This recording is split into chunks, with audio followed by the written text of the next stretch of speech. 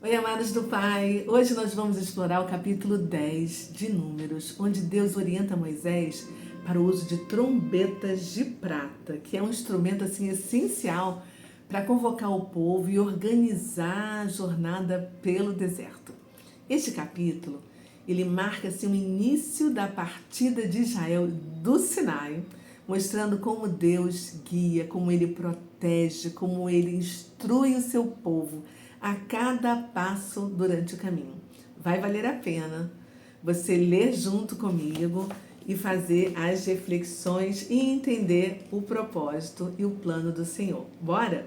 Então vamos lá, porque hoje eu vou ler essa Bíblia Sagrada, é uma Bíblia católica das edições paulinas, tradução da Vulgata pelo padre Matos Soares. Eu ganhei essa Bíblia do meu pai e da minha mãe quando eu fiz 25 anos de idade.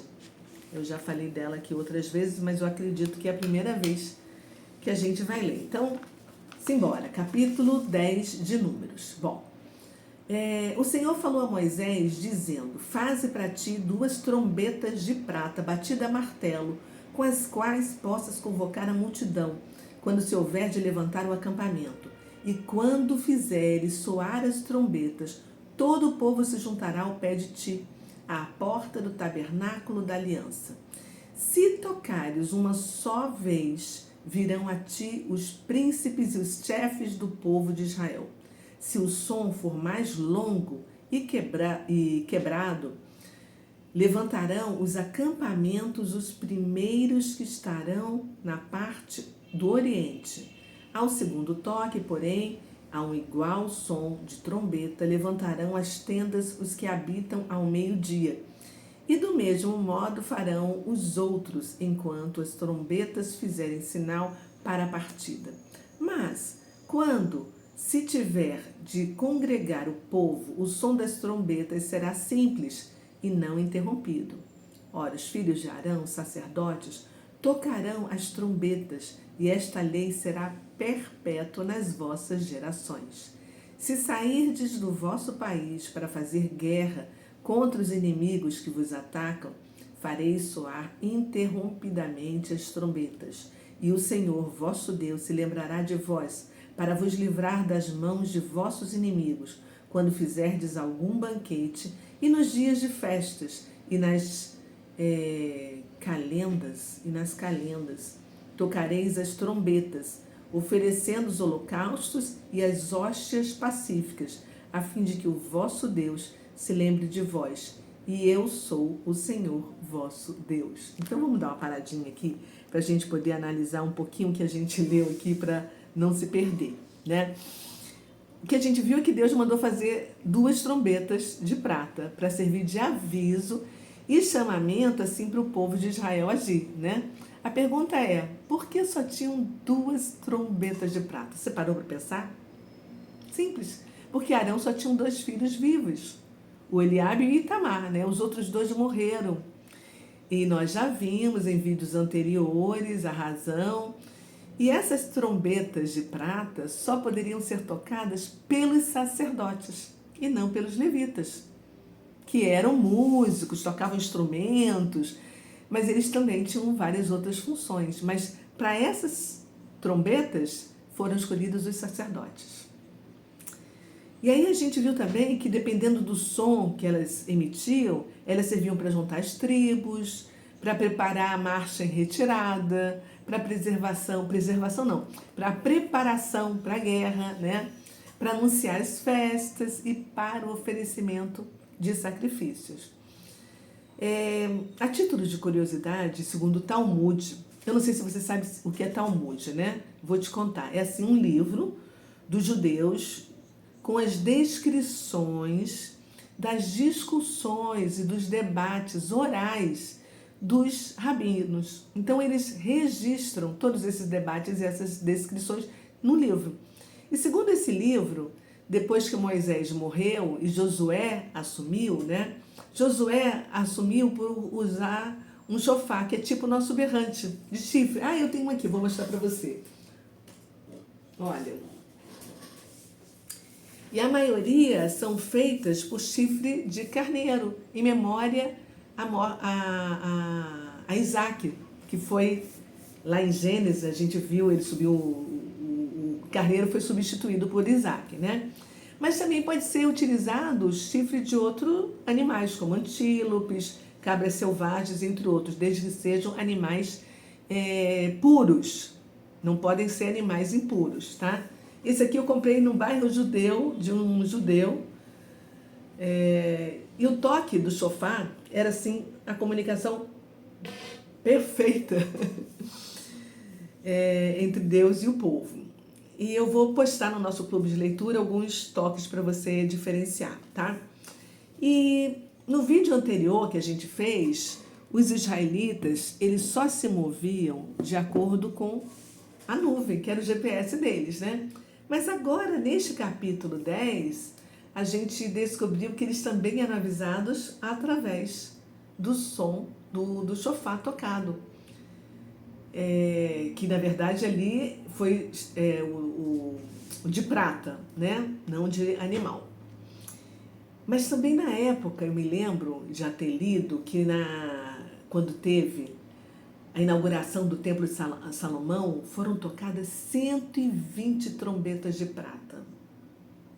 E provavelmente elas eram semelhantes a essas duas, que foram instruídas por Deus para serem tocadas no deserto. Então, aqui a gente viu, né, que Deus instruiu assim esses detalhes específicos para poder conduzir o povo, mostrando assim que a organização e a ordem fazem parte do caráter e ajudam a evitar a confusão durante a jornada, né? Vamos continuar a ler então, gente? Então vamos lá. No dia 20 do segundo mês do segundo ano, levantou-se a nuvem do tabernáculo da aliança, e os filhos de Israel, pelas suas turmas, partiram do deserto do Sinai, e a nuvem parou no deserto de Farão. Aqui é Farão. Os primeiros que levantaram os acampamentos, conforme a ordem do Senhor dada por meio de Moisés, foram os filhos de Judá. Pelas suas turmas, o seu príncipe era Naasson, filho de Abinadab. Da tribo dos filhos de Sacar foi príncipe Natanael, filho de Suá. Na tribo de Zebulão era príncipe Eliabe, filho de Elão. O tabernáculo foi desarmado e os filhos de Gerson e de Merari partiram, levando. Depois partiram os filhos de Ruben, segundo as suas turmas e a sua ordem. Elisu, filho de Sedeur, era seu príncipe. Na tribo, porém, dos filhos de Simeão, o príncipe foi Salamiel, filho de Surissadai. Na tribo de Gade, era príncipe Eliasaf, filho de Duel. Ou seja, aqui ele já falou de duas tribos, né? A primeira, que foi de Judá, que era do Oriente, Leste, e essa segunda, né, que já entra de Ruben, que é a tribo do Sul, que é o estandarte do Sul. Aí vamos agora para a tribo do Leste. Depois partiram, no meio deles partiram os coatitas. Lembra que os coatitas ficavam no meio, levando todo o santuário, né? O tabernáculo era sempre levado até chegar ao lugar onde deveria ser erigido novamente. E levantaram depois os acampamentos os filhos de Efraim, pelas suas turmas, no exército dos quais era príncipe Elisama, filho de Amiúde. Na tribo dos filhos de Manassés era príncipe Gamaliel, filho de Fadassur. Na tribo de Benjamim era chefe Abidã, filho de Gideone. Essa já é a terceira grupo, o terceiro estandarte, que sai do leste. Os últimos a levantar os acampamentos foram os filhos de Dan. Lembra? Dan ficava no norte e eles tinham outras duas tribos fazendo o estandarte de Dan. Então, foram filhos de Dan pelas suas turmas, em cujo exército era príncipe Aiezer, filho de Amissadai. Na tribo dos filhos de Asser, o príncipe era Fegiel, filho de Ocrã. Na tribo dos filhos de Neftali, o príncipe era Aira, filho de Enã. Tais são os acampamentos e as marchas dos filhos de Israel, pelas suas turmas, quando se moviam. Moisés disse a Oabe, filho de Rauel, medianita, seu parente: nós partimos para o lugar que o Senhor nos dá. Vem conosco para te fazermos bem, porque o Senhor prometeu bens a Israel. Mas ele respondeu-lhe: Não irei contigo, mas voltarei para a minha terra, na qual nasci. Moisés disse: Não queiras abandonar-nos, porque tu conheces os lugares em que devemos acampar no deserto, e serás o nosso guia. Se vieres conosco, nós te daremos o melhor das riquezas que o Senhor nos há de dar. Partiram, pois, do monte do Senhor e caminharam 3 dias, e a arca da aliança do Senhor ia diante deles, indicando-lhes nos 3 dias o lugar para os acampamentos. A nuvem do Senhor também estava sobre eles de dia, quando caminhavam, e quando se levantavam a arca, Moisés dizia: Levanta-te, Senhor, sejam dispersos os teus inimigos, e fujam da tua face os que te aborrecem. Quando, porém, se depunha, dizia: Volta, Senhor, para a multidão do exército de Israel. Ai, que lindo, que bacana isso, né, gente? Incrível, meu Deus. Então, nós vimos aqui a ordem do exército conforme Deus já havia definido anteriormente. Inclusive, a gente tem um vídeo falando sobre os 4 estandartes que reúnem cada um deles 3 tribos e totalizando o total das 12 tribos que ficavam ao oriente, que é o leste, ao sul, ao ocidente, que é o leste, e ao norte.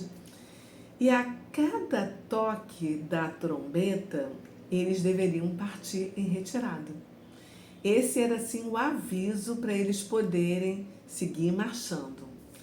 E aí a gente viu também, aqui tem uma coisa para você prestar atenção. Aqui fala em Robabe, como se fosse o cunhado de Moisés, decidiu voltar para a sua terra, em Midian. E aí Moisés pediu para ele ficar com eles. Só que tem uma curiosidade que os rabinos dizem que Robabe, como está descrito aqui nesse capítulo, é um dos nomes dos sogros de Moisés, que nós já falamos em algum vídeo sobre Jetro ou Reuel. E por isso quem está sendo citado aqui é o próprio sogro e não o cunhado, como parece ser. E o sogro ajudou muito Moisés na liderança descentralizadora que nós vimos no vídeo que eu fiz em Êxodo 18. E Moisés confiava muito no seu sogro, admirava a sabedoria dele e queria honrar a presença do sogro com um convite para seguir e para dar riquezas para ele, dividir com ele, né? Na verdade, não existe assim, um consenso absoluto entre os estudiosos, os historiadores, porque Robabe pode ter sido o cunhado de Moisés, filho de Jetro, né? Mas há também quem defenda que poderia ser o próprio Jetro, usando um dos seus inúmeros nomes. A Bíblia não esclarece de modo definitivo, então essas 2 interpretações permanecem sem pé nem cabeça, tá? Sem uma definição. Inclusive, tem uns rabinos que dizem que o sogro de Moisés se converteu ao judaísmo. E a gente precisa ficar muito atento a esses detalhes extras, porque essas informações não constam da Bíblia. São apenas ideias, sugestões rabínicas, neste caso, tá? Que eu estou trazendo para você, a título assim, de curiosidade. E que eu espero que você curta, né? Bom, agora eu quero fazer assim, algumas perguntas para você poder refletir.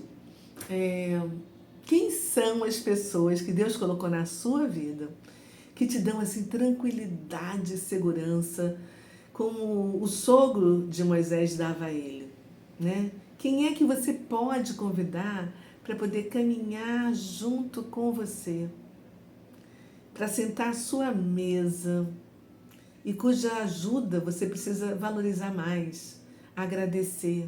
Será que você tem honrado essas pessoas que Deus colocou na sua vida? E generosamente você tem agradecido por ajudar você a ser uma pessoa melhor? Pensa nisso.